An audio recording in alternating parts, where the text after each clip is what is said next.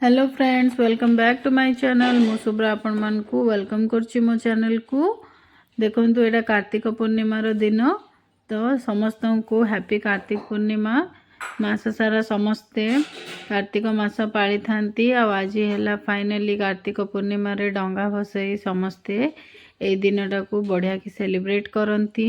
आज सब बिना पियाज रसुण रे रोसई घरे घरे आमर जी भी ओडिया घर अच्छा से सब तो जानूे। आज कार्तिक पूर्णिमा दिन प्राय हबिष डालमा हुए, तो मु भी आज हबिष डालमा करी। देखो मु कौन कौन नहीं, सारू आलू कंचा कदली कोबी कखारू आकु छाड़ी कि आपण माने माटी आलू छुई भी नहीं पारे, किंतु मो पाखरे जो परिबा अवेलेबल थिला मु सेटा नहीं। आउ एठी डालमा बसई देछि। हेले प्राय तो आमर जाई मुगरे हबिष डालमाटा भल लगे। जो देसी मुग थाए आमे ताकू घरे ही चोपा छड़ेकी ताकू कुटिकी डाली करी थांती, किंतु आमर सरी जाइथिला।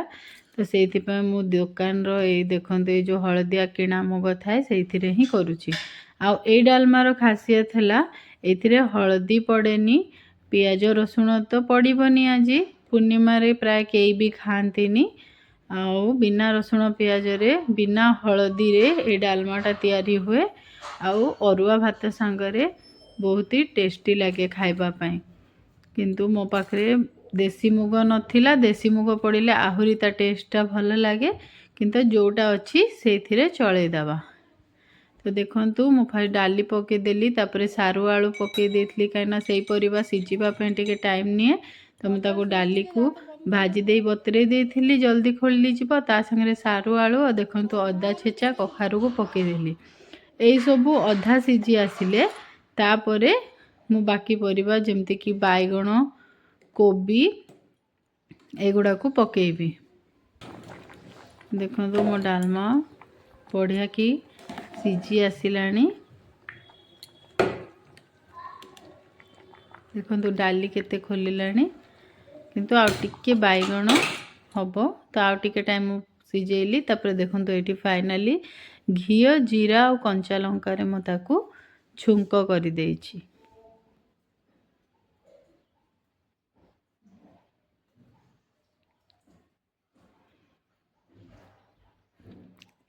तापरे खाली डालमा तो हेले हबनी ना, ता संगरे बिना प्याज रसुण रो साग भजा, धड़ा लेउटिया साग आनी फ्रेश बजार रो। एटा देखंतु आंबिल खट्टा ताकू भी छुंक दे देछि। एथिरे पड़ी टमाटर मूला और भेंडी देकी खट्टा हेतिला। एबे फाइनली लंच रेडी हो जाइछि। मु एठी बाड़ी दोछि अरुआ भात, ता सांगो को हबिष डालमा, ता सांगो को माँ खट्टा खट्टा खांतीनी तांको पई टमाटर देकी मीठा खट्टा हेछि, साग भजा आउ पांपड़। आमे चलू लंच करिया पई। हमर लंच रेडी हो जाइछि।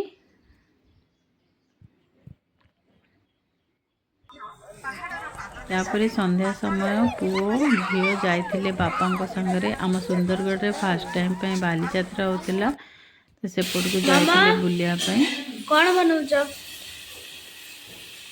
कोबी तरकारी बनौछ? ता संगे भात अछि? हां, तो मत दबो है ना। देखंदु पुओ आसिकी फेरिलाणी किचन को आसी मत पचारला कौन होची। तो बिना पियाज रसुण रे फुलकोबी आलू तरकारी करची। आपण मान संगे रेसिपी भी शेयर करी। बहुत ही टेस्टी बनी थिला एटा, माने पियाज रसुण को भी पछरे छाड़ी दउतला, एते बढ़िया टेस्ट आस्तिला तार। प्राय संक्रांति रे मु एमती बिना पियाज रसुण रे तरकारी करे, माने खाइबा पई मते तो पियाज रसुण अपेक्षा बिना पियाज रसुण रो टेस्ट बेसी भल आसे।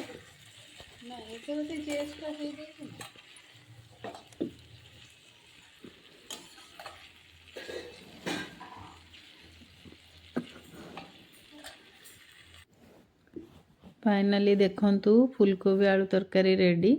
मुझे धनिया पत्र छिंची देली सेथिरे। हेले आज लंच आइटम अपन देखिले, डिनर आइटम देखिले। एटा थिला कार्तिक पूर्णिमा रो स्पेशल लंच एंड डिनर।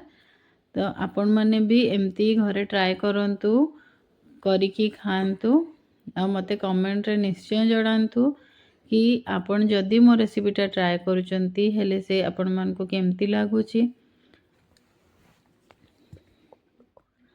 आशा करी आपण मान को मो वीडियो गुड़ा भल लागुथबो। जदि भल लागुची मते सब्सक्राइब करंतु। जय जगन्नाथ।